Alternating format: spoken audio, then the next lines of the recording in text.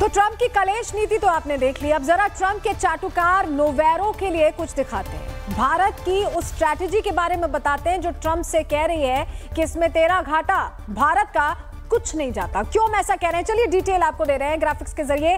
1 अक्टूबर से EFTA trade agreement लागू होगा। 1 साल के अंदर यूके के साथ FTA आ जाएगा और 2025 के अंत तक यूरोपियन यूनियन के साथ FTA की उम्मीद है। EFTA, यूरोपियन यूनियन और यूके को अगर मिला ले तो $16 ट्रिलियन ग्लोबल ट्रेड का 1/3 हिस्सा है ये।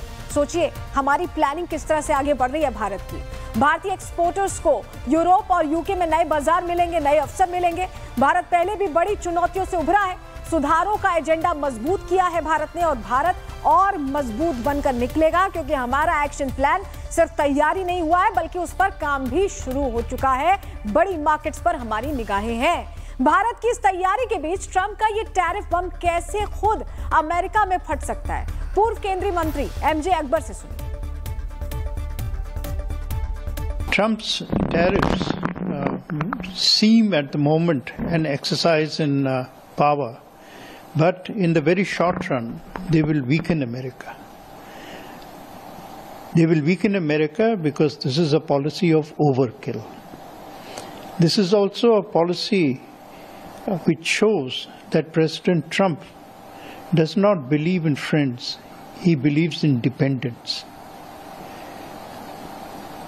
Prime Minister Modi has challenged effectively the economic imperialism of America. President Trump does not understand, I think, that while actions have consequences, language also hurts, language disrupts. The language that he has used in international diplomacy is not acceptable.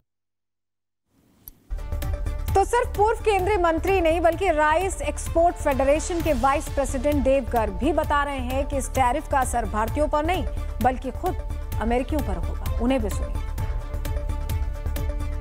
Today, the Indian merchandise is subject to 50% tariff on exports to the United States market, as against the original 10% before start of the tariff situation. As we have seen, it is the US consumer who has to bear this brunt of all these additional tariffs, and the Indian industry will remain largely insulated. As in the case of rice, US is one of the major markets for Indian rice, wherein US is importing about 250,000 metric tons of rice every year, valued at roughly 3,100 crores.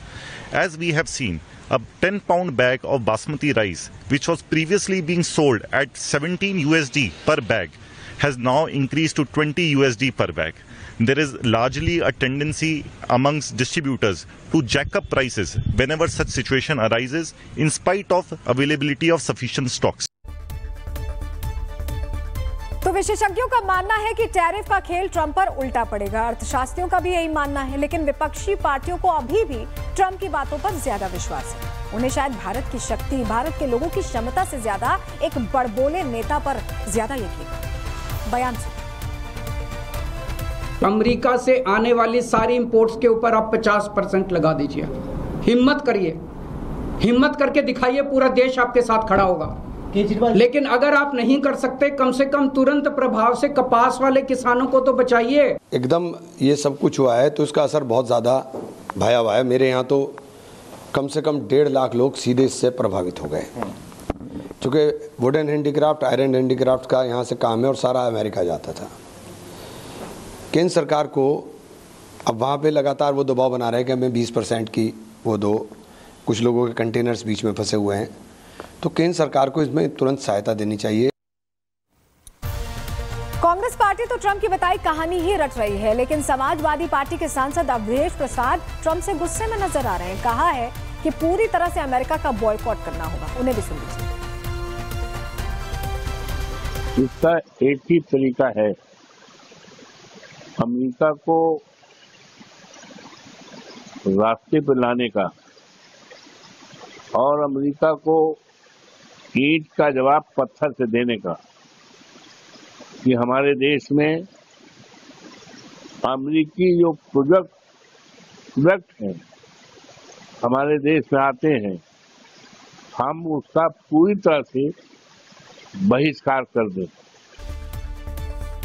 RSS प्रमुख मोहन भागवत ने भी भारत को उसकी स्वदेशी शक्ति का एहसास कराया है। उनका कहना है कि अब समय आ चुका है, भारत को किसी पर निर्भर होने की जरूरत नहीं, भारत खुद में हर तरह से सक्षम है। आत्मनिर्भरता सब बातों की कुंजी है, विकास भी करना है तो हर बात में अपना देश आत्मनिर्भर होना चाहिए, अपने घर से शुरू करना। आत्मनिर्भर होना यानी बाकी लोगों को बंद करना नहीं है, आत्मनिर्भर होना है। लेकिन दुनिया परस्पर निर्भरता पर चलती है। व्यक्ति का अहंकार उसके कारण शत्रुता बनती है, राष्ट्रों के अहंकार के कारण शत्रुता राष्ट्रों की बनती और कायम रहती है।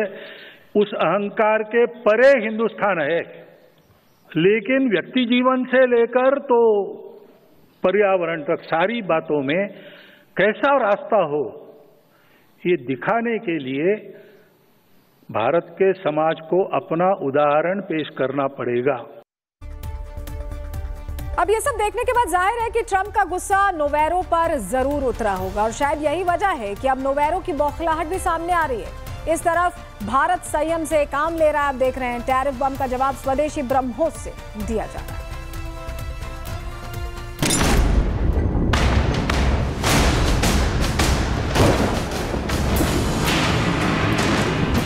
मुल्ला मुनीर की संगत में डोनाल्ड ट्रंप भारत को पाकिस्तान समझ बैठे।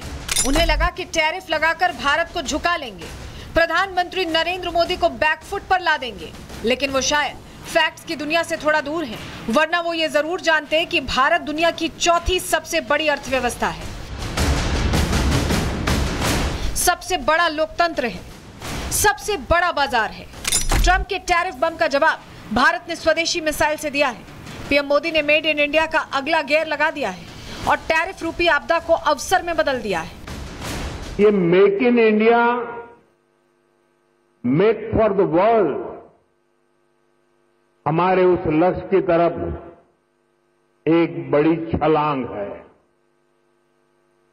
आज से भारत में बने इलेक्ट्रिक व्हीकल्स 100 देशों को एक्सपोर्ट किए जाएंगे। ट्रंप के टैरिफ वॉर के खिलाफ भारत तैयार है। ट्रंप की टैरिफ गोली का जवाब भारत स्वदेशी गोले से देगा और इसके लिए रणनीति भी बना ली गई है।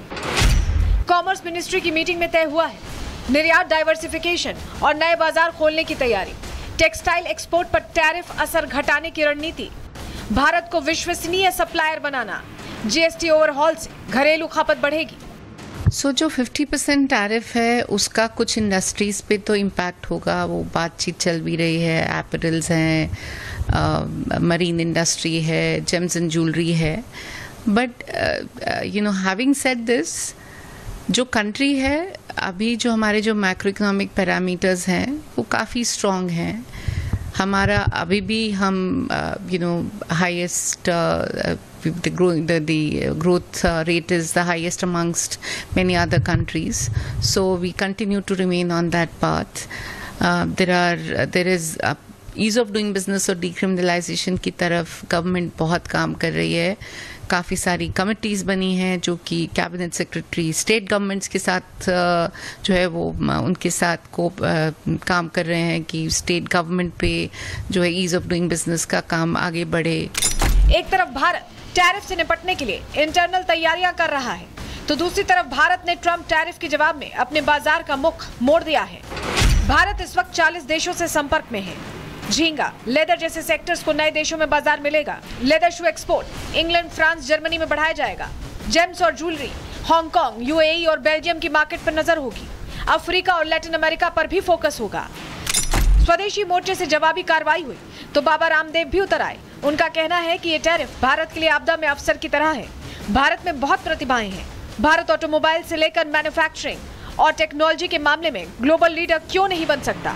कोई भी मैकडॉनल्ड के काउंटर पर खड़ा हुआ, KFC, सबवे, जितने भी अमेरिका के ब्रांड्स हैं, उनके काउंटर पर कोई आदमी नहीं दिखाना चाहिए।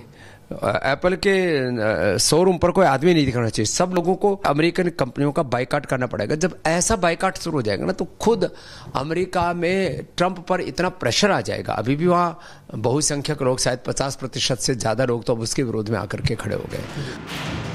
ट्रंप और उनके चमचे आज भारत की बढ़ती अर्थव्यवस्था और प्रधानमंत्री मोदी की बढ़ती लोकप्रियता से बौखलाए हुए हैं। यही वजह है जो जेलेंस्की पीएम मोदी को शांति स्थापित करने के लिए धन्यवाद कहते हैं। उन्हीं पीएम मोदी के नाम को युद्ध जैसे शब्द से जोड़कर ट्रंप के नोवेरो जैसे चमचे कुछ दिन हंगामा तो काट सकते हैं, लेकिन जब मंदी पुकारेगी तब उनका क्या हाल होगा? मेक अमेरिका ग्रेट अगेन का नारा सिर्फ एक मजाक बनकर रह जाएगा। Bureau report, Republic Bharat.